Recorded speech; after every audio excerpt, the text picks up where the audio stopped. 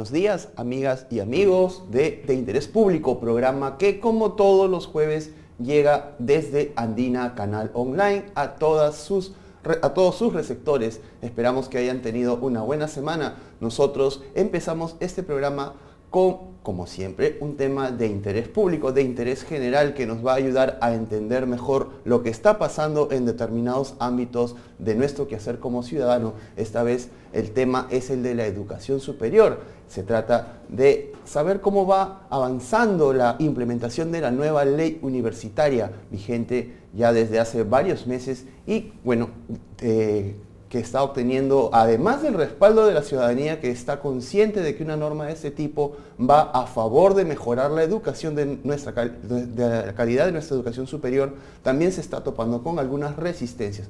Pero bueno, vamos a hablar sobre todo eso con la Superintendenta Nacional de Educación Superior, Lorena Macías, a quien agradecemos su presencia esta mañana y bueno, vamos a pasar con ella dentro de un momento, luego de conocer qué nos trae la edición del día de hoy del diario El Peruano. Tenemos en portada lo que anunciara ayer el ministro de Transportes y Comunicaciones, José Gallardo, más inversiones en el sector, inversiones públicas, por cierto, para mejorar nuestras redes viales y de conectividad. Y bueno, adentro, como siempre, notas de índole política, también notas culturales, como este reportaje al señor Gustavo Bueno, famoso actor.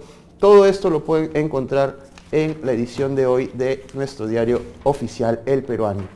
Y bueno, pasemos pues a conversar con nuestra invitada, la Superintendenta Nacional de Educación, Lorena Macías. Buenos días, doctora Macías. Le saludamos y bueno, empezamos preguntándole si tuviéramos que describir en porcentajes el avance de la implementación de la nueva ley universitaria, bueno, ¿de qué cifras estaríamos hablando a esas alturas, en agosto de 2015? Buenos días. Muy buenos días, ¿cómo está?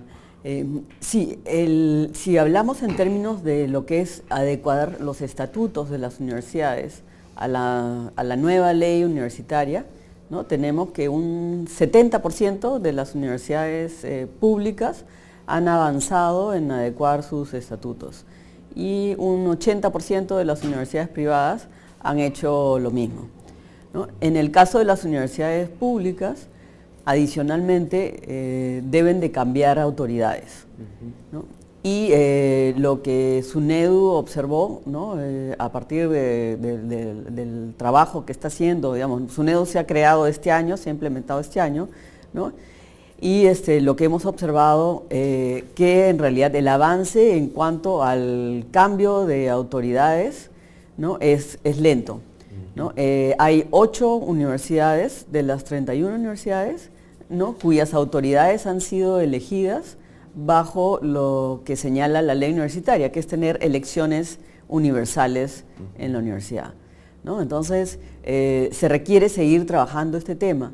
Y para poder trabajar este tema, SUNEDU ha elaborado un reglamento, ¿no? Que es una guía, ¿no? Que permite, describe, digamos, paso a paso, ¿no? El proceso de adecuación de las universidades, ¿no? Tiene una primera parte que está vinculado con el tema de estatutos y una segunda parte que está vinculado con las nuevas autoridades, ¿no? Y adicionalmente lo que ha hecho es establecer plazos concretos, digamos, para cada una de las etapas, de tal manera de que para el 31 de diciembre, digamos, ya se alcance este objetivo del cambio de autoridades en las universidades públicas. Diciembre está a tan solo 4 meses de la fecha en la que nos encontramos, doctora. Y bueno, me gustaría que informara a nuestra audiencia por qué de esas 31 universidades solamente 8 están cumpliendo, ¿no? Estamos hablando pues de que del 25% aproximadamente del total, una cifra que, dado el correr del tiempo de estos 4 meses que faltan, resulta exigua. ¿A qué se está debiendo esta demora? Bueno, hay algunas universidades, alrededor de 10 universidades, tienen programado hacer el cambio de autoridades, digamos, en los siguientes meses, ¿no? Ya tienen un cronograma, ¿no? Y digamos, entre agosto y octubre, digamos, ya tienen determinada una fecha para elegir a las nuevas autoridades, ¿no?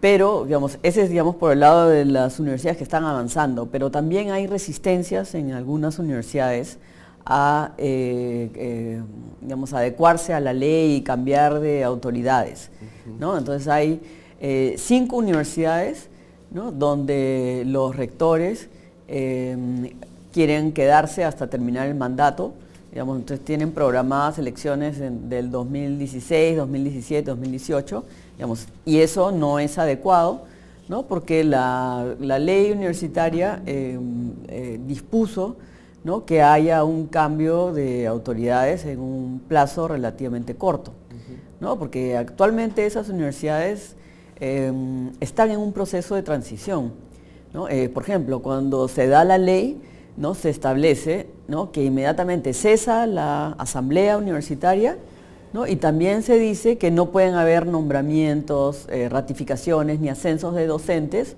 hasta que no se complete todo el proceso que es la elección de nuevas autoridades, ¿no?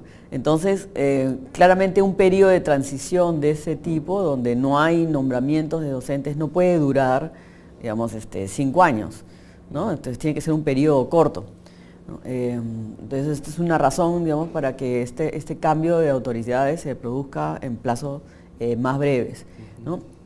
Hay otro grupo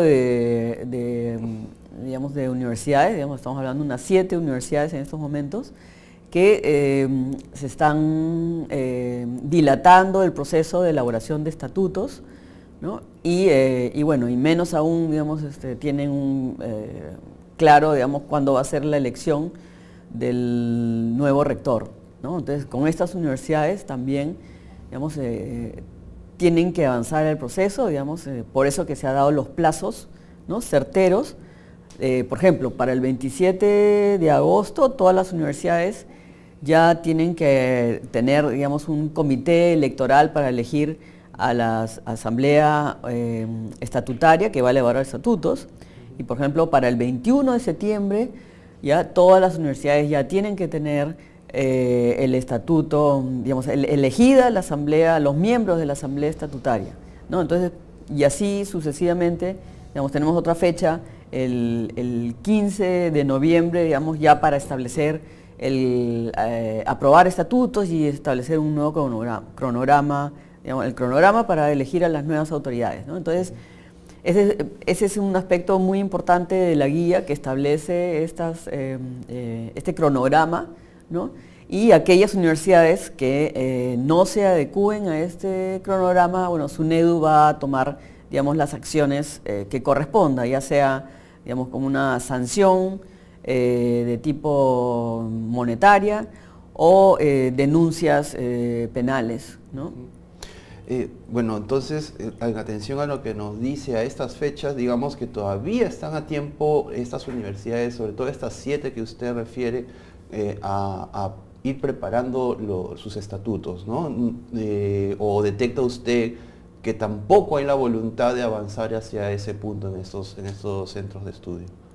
Bueno, hay casos complejos como el de la Universidad de San Marcos, ¿no?, donde se ve, digamos, resistencias abiertas del rector de avanzar en este proceso, ¿no? Incluso, digamos, se han dado irregularidades, digamos, como que el Consejo Universitario intervenga en la aprobación de reglamentos electorales, ¿no?, que corresponden en realidad a un comité electoral, ¿no? Es como si el presidente de la República quisiera intervenir con lo que pasa en el Jurado Nacional de Elecciones o en la Oficina Nacional de Procesos Electorales, digamos, ¿no? Tiene que haber una adecuada separación de funciones, ¿no?, entre lo que es, digamos, las autoridades y lo que es el proceso electoral, ¿no? Entonces el Consejo Universitario no puede intervenir con las decisiones del comité electoral, digamos, ese es un tipo de irregularidades que se han dado, ¿no? O también, digamos, irregularidades respecto a la conformación del Ceuta, digamos, la normativa dispone claramente quiénes conforman el comité electoral, ¿no? El docente principal más antiguo, el estudiante que haya obtenido la mayor nota en la facultad que tenga mayor cantidad de alumnos, ¿no? Entonces, digamos, son reglas objetivas para seleccionar a los miembros del Ceuta y no puede haber ninguna intervención de las autoridades al respecto. ¿Y se está dando esa intervención? Hemos observado esa intervención, ¿no? Entonces, por ello, digamos que como mencioné anteriormente, ¿no? Hemos establecido esta guía que adicionalmente a establecer el cronograma, claramente, digamos, con los plazos en los cuales se tiene que dar cumplimiento, se ha establecido reglas, digamos, como que el Consejo Universitario no puede intervenir con las decisiones del comité electoral, ¿no? Ni con la conformación del comité electoral, ¿no? Resulta curioso, amigos y amigas de Interés Público y de Andina Canal Online, que en centros de estudios superiores, donde se inculca muchas veces a través de los cursos correspondientes el respeto al principio de democracia, de legalidad, bueno, no se aplique plenamente estos conceptos, ¿no? En lo que respecta a la elección de autoridades y peor aún, contradiciendo lo que la norma está señalando. Doctora Macías, pero bueno, escuchando los argumentos que anteriormente daban las autoridades universitarias, bueno, señalaban que ya ellos tenían un periodo de gestión establecido y que resultaba hasta inconstitucional que a través de una ley se les pretendiera truncar estos periodos. Bueno, ¿qué señalar al respecto frente a un argumento de esa naturaleza? Bueno, la ley es bastante clara que tiene que haber un cambio de autoridades en las universidades públicas, ¿no? Y eso no en ningún momento, digamos, se contempla que los rectores actuales, digamos, se pueden mantener en sus cargos, porque fueron elegidos bajo un esquema distinto al que está contemplado en la ley, ¿no? Ellos fueron elegidos a partir de las asambleas universitarias, ¿no? Mientras que la ley contempla la designación por elección universal, ¿no? Entonces, tienen que adecuarse a la ley, ¿no? Y por eso es que tienen que adecuar sus estatutos, ¿no? Para posteriormente elegir nuevas autoridades, ¿no? Bajo los parámetros y condiciones y requisitos que señala la ley universitaria. Bien, bueno, vamos a continuar conversando respecto a lo que está ocurriendo respecto a la implementación de la nueva ley universitaria con la Superintendenta Nacional de Educación Superior Universitaria, Lorena Macías, luego de esta breve pausa. Quédese usted en sintonía de Andina Canal Online, que ya estamos volviendo con este tema.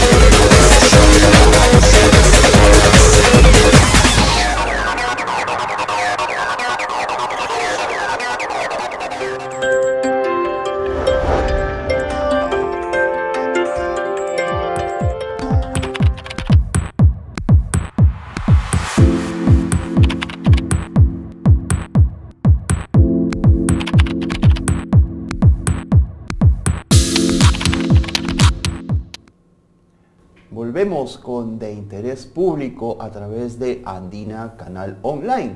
Fidel Gutiérrez los acompaña esta mañana y conversamos en ella con la Superintendenta Nacional de Educación Superior Universitaria, Lorena Macías. Ella nos estaba explicando en el primer bloque del programa respecto al cronograma que se ha establecido para continuar con la implementación de la nueva ley universitaria, concretamente a través del cambio de autoridades en las universidades públicas. Hay un cronograma ya establecido que debe de cumplirse y también para su mejor cumplimiento se ha dado una guía, una suerte de reglamento desde el Ministerio de Educación a fin de que las autoridades puedan seguir paso a paso, fielmente y sin tergiversaciones ni manipulaciones este proceso.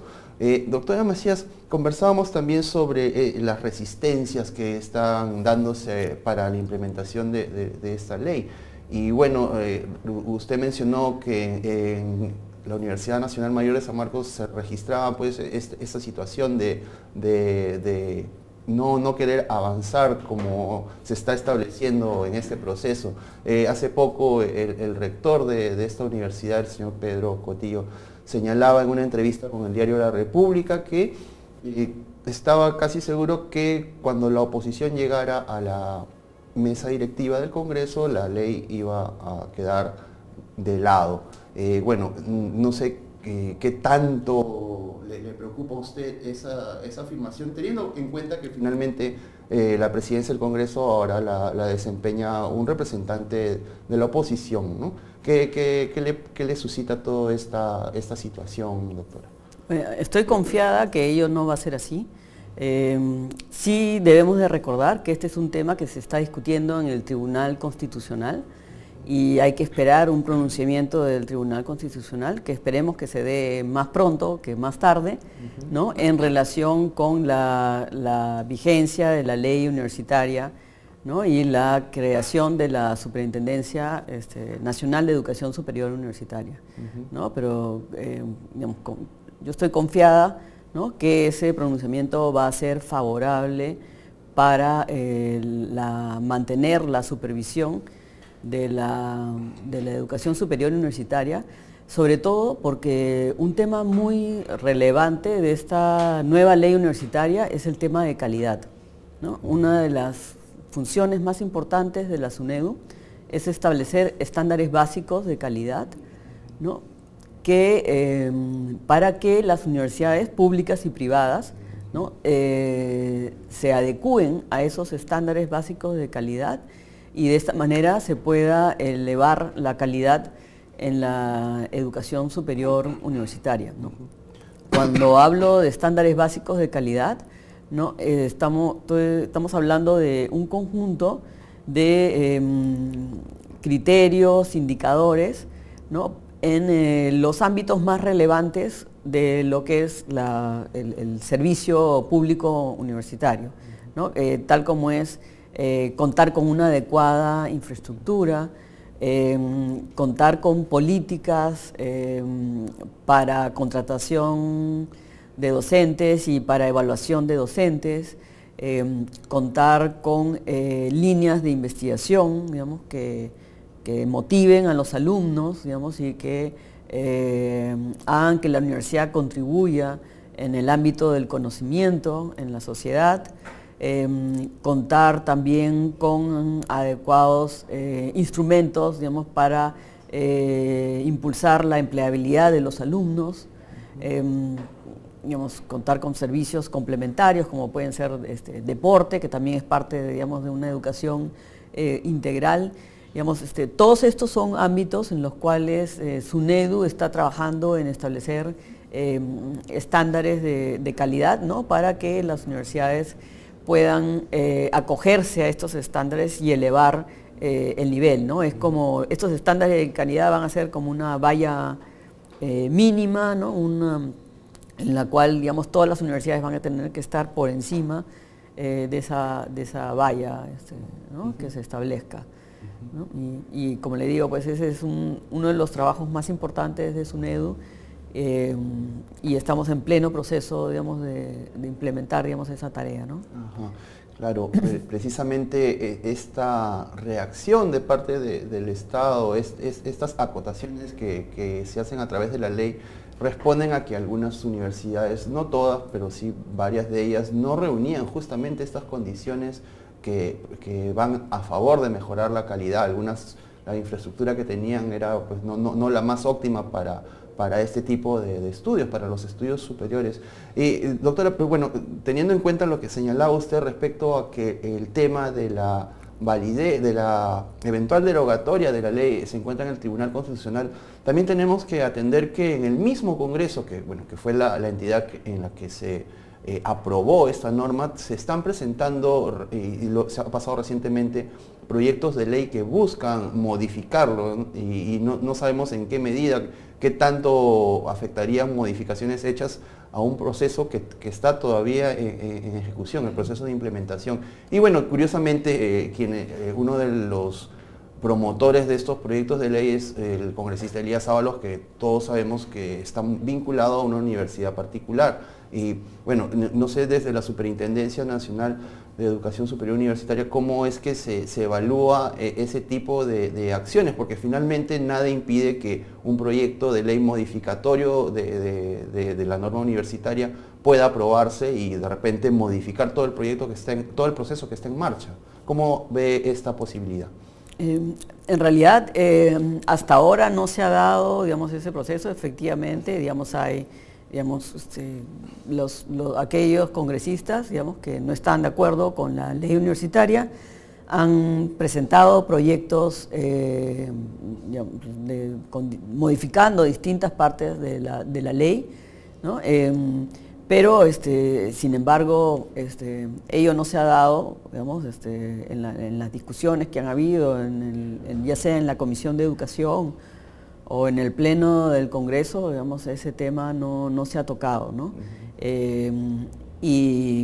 Digamos, pero para nosotros, para SUNEDU, digamos, es importante mantener la vigencia de la ley universitaria y poder avanzar en lo que es la calidad, ¿no? En la mejora de la calidad en la universidad pública y en la universidad privada. Bien, claro, es la calidad finalmente lo que se está buscando. Una eventual declaratoria de inconstitucionalidad de la ley universitaria, ¿qué consecuencias tendría, doctora Macías?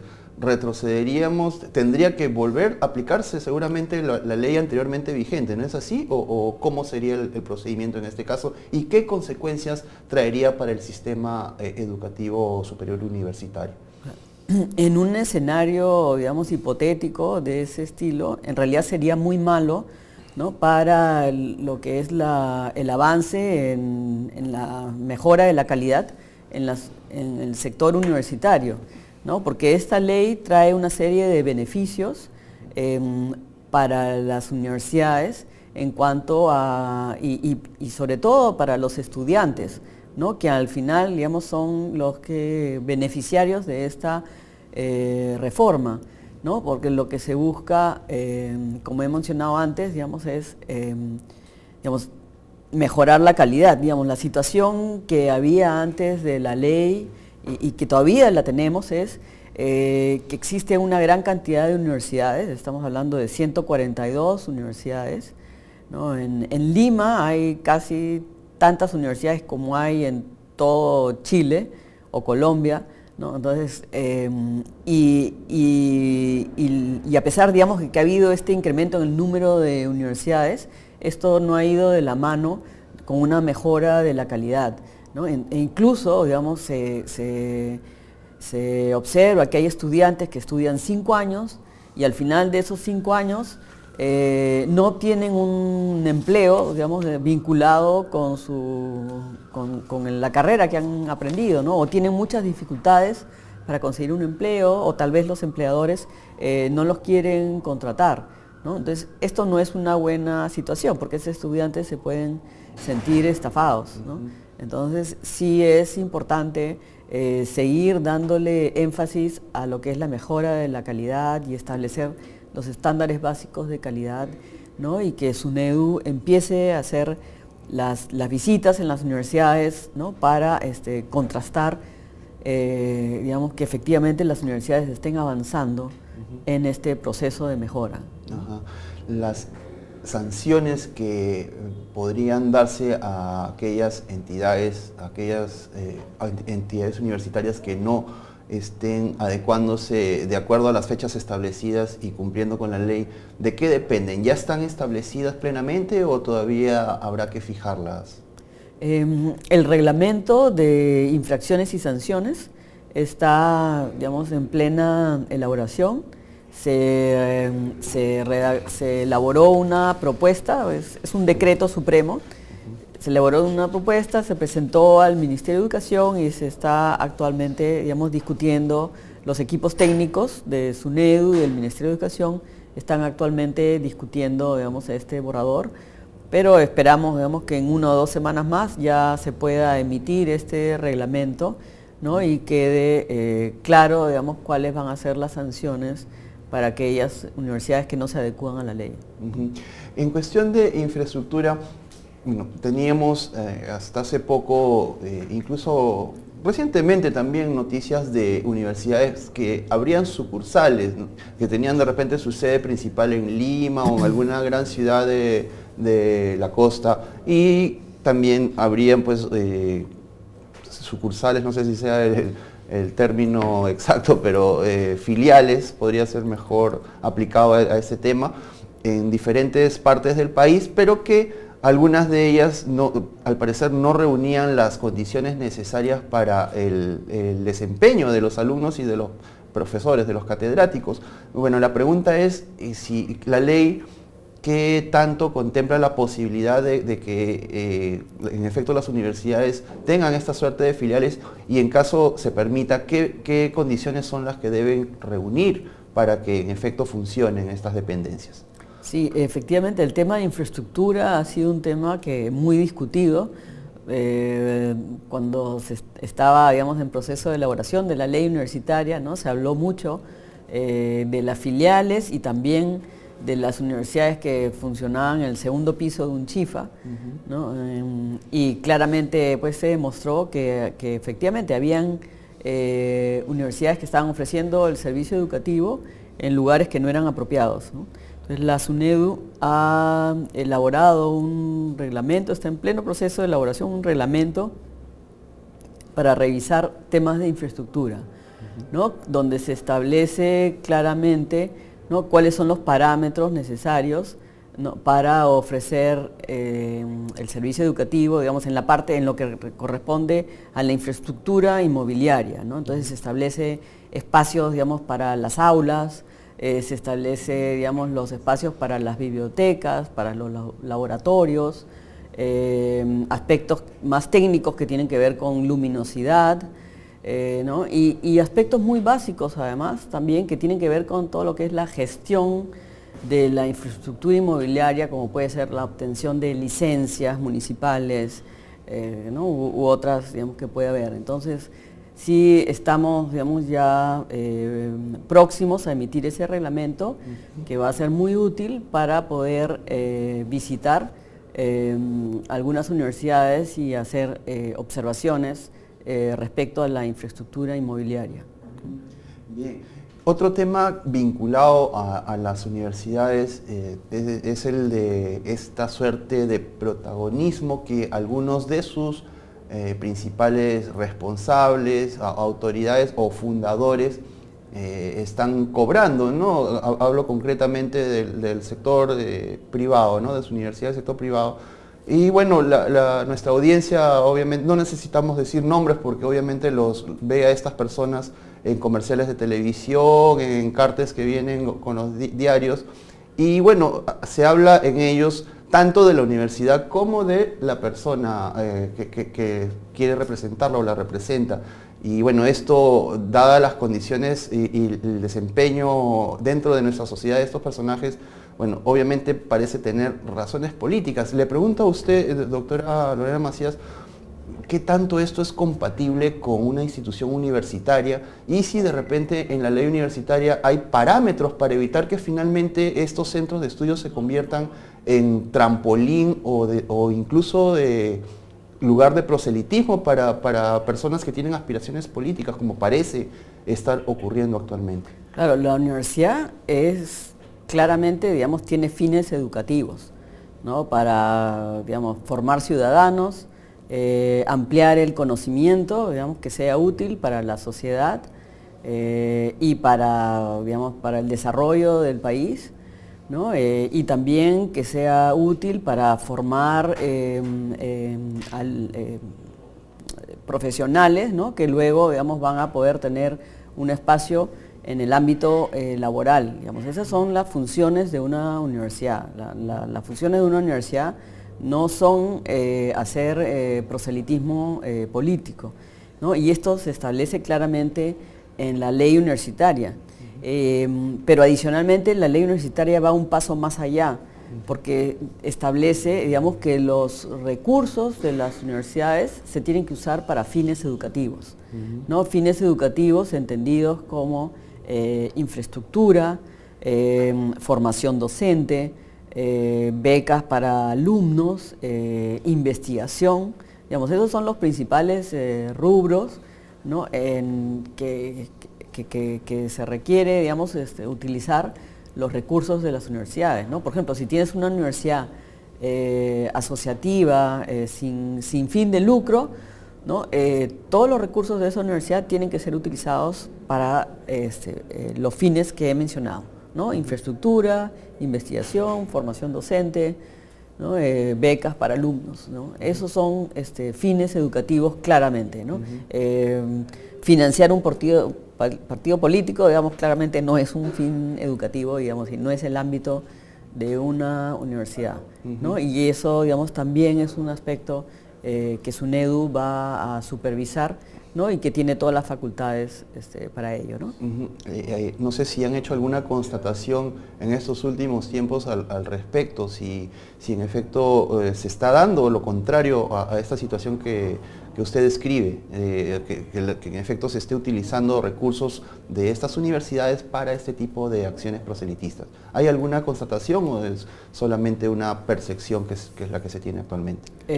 No, en realidad no es, todavía, digamos, estamos en proceso de recoger la información de las universidades, ¿no? Para poder constatar, digamos, estos aspectos, ¿no? Pero esperamos, digamos, más hacia fines de año, ¿no? Tener mayor información sobre ese tema, ¿no? Estamos actualmente recogiendo información de una muestra de universidades, ¿no? Y esperamos, pues, que esta muestra hacia fines de año, digamos, pueda crecer, ¿no? Y a partir de la información que vamos a recoger, poder, digamos, tomar las acciones que correspondan, ¿no?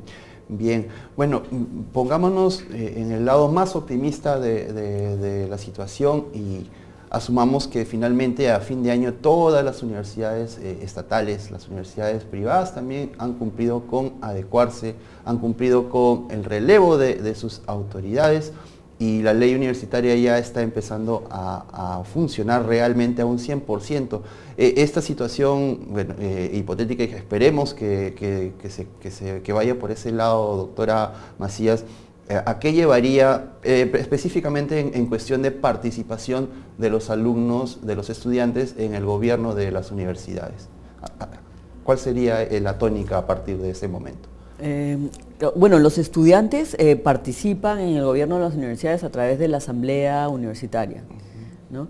Y entonces ahí tienen una participación, ¿no? Y es interesante que mencione a los jóvenes estudiantes, ¿no? Porque ellos están de acuerdo con digamos, la ley universitaria, este impulso a la calidad, ¿no? Y a la mejora, digamos, en todo lo que es la universidad peruana, ¿no? Y alcanzar, digamos, buscar la excelencia en la universidad peruana, ¿no? Entonces, los jóvenes, en realidad el trabajo que está haciendo la SUNEDU, ¿no? Redunda en favor de los jóvenes, ¿no? Y digamos, para ellos, digamos, SUNEDU está haciendo todos estos reglamentos que se están desarrollando y las inspecciones que se quieren hacer en las universidades, digamos, para buscar la implementación de los reglamentos, ¿no? En realidad es pensando, digamos, en la mejora de la educación para los jóvenes, ¿no?, del país. Bien, calidad es lo que se busca, mejorarla es lo que se intenta a través de la implementación de la nueva ley universitaria. Los cronogramas el cronograma ya está planteado, la ley es clara respecto a lo que se debe hacer al respecto desde las autoridades universitarias. Y bueno, esperamos pues que pronto, llegado el fin de año, tengamos nuevamente a la doctora Lorena Macías, Superintendenta Nacional de Educación Superior Universitaria en nuestro programa. Esta vez esperamos conversando sobre ya la implementación total de todo esto a favor de nuestra educación superior. Le agradecemos su presencia esta mañana en nuestro programa de interés público. Hemos dialogado con ella sobre lo que está ocurriendo respecto a la implementación de esta nueva ley universitaria que procura mejorar la calidad de estas instituciones, algo muy necesario dada la proliferación casi indiscriminada que en los últimos años hubo al respecto en nuestro país. Nosotros ya nos despedimos. De Interés Público llega a su fin por este jueves. Nos estaremos viendo a través de Andina Canal Online. El próximo jueves los estuvo acompañando Fidel Gutiérrez. Nos despedimos por el momento. Quédese usted en sintonía de Andina Canal Online, que hay más información. Hasta luego.